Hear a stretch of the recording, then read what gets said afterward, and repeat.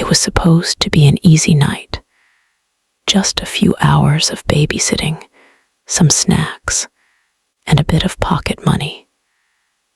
But that night, I realized some houses are never meant to be entered, and some children are never meant to be left alone.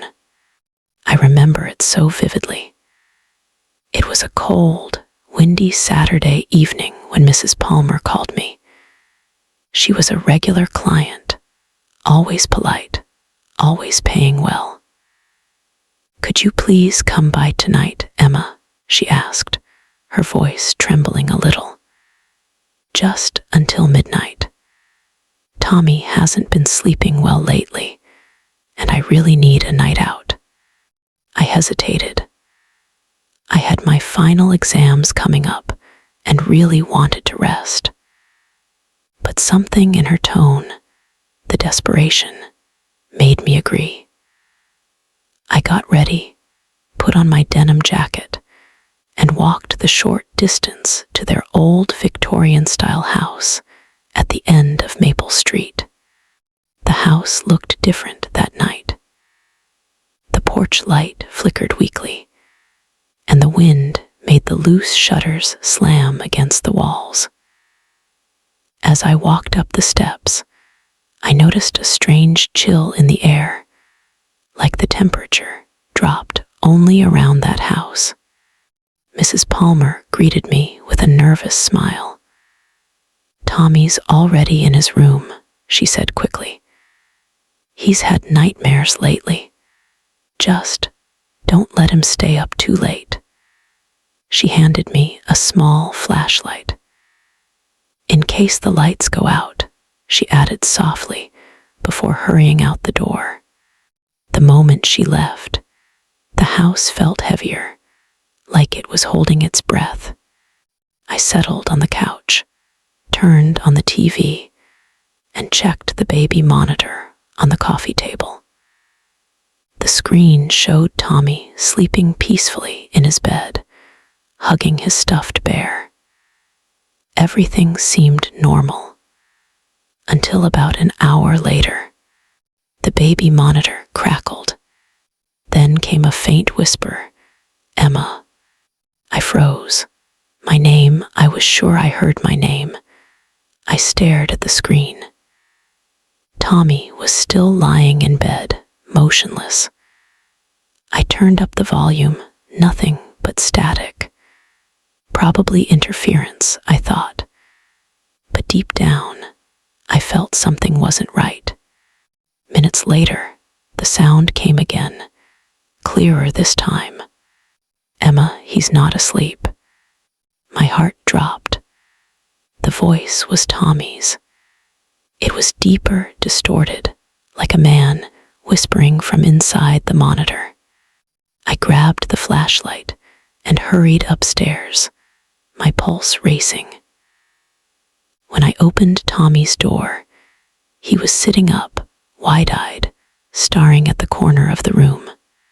"Tommy," I whispered, "who are you talking to?" He turned slowly toward me.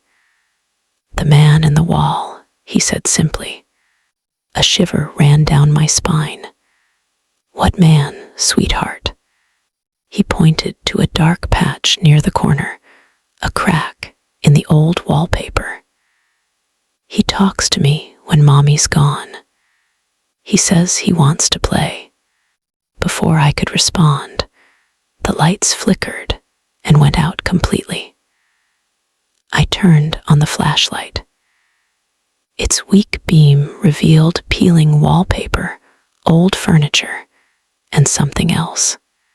A faint outline of a handprint on the wall, too large to be a child.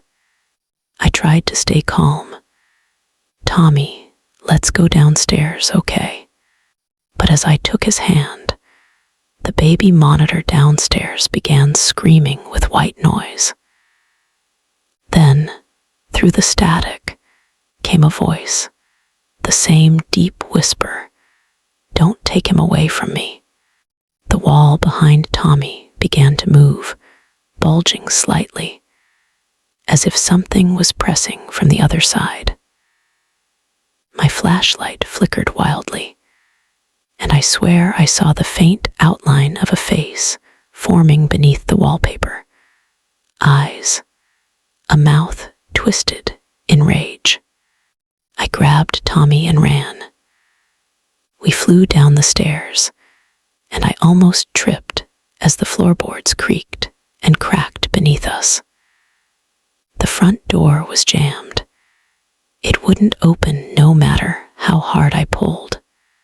Behind me, Tommy started screaming, "He's coming." I turned. The hallway stretched longer than it should, warped and wrong. A shadow slid along the walls, long and thin, crawling toward us. It whispered, "Stay, play forever." I kicked the door one last time. It burst open, and we stumbled into the freezing night air. The moment we stepped outside, the sounds stopped. The whispers, the shadows, everything. When Mrs. Palmer returned later, she found me sitting on the porch, shaking, holding Tommy close. She rushed to us, panic in her eyes. What happened? I told her everything, or tried to. She went pale. "You saw him, didn't you?" she whispered. "The man who built this house. He died inside those walls. They said he used to talk to children. My husband didn't believe it, but Tommy kept seeing him. I never went back to that house again." The next morning, I quit babysitting altogether. But the story doesn't end there. A few weeks later, I was walking home from school when I saw a "for sale" sign outside the Palmer house.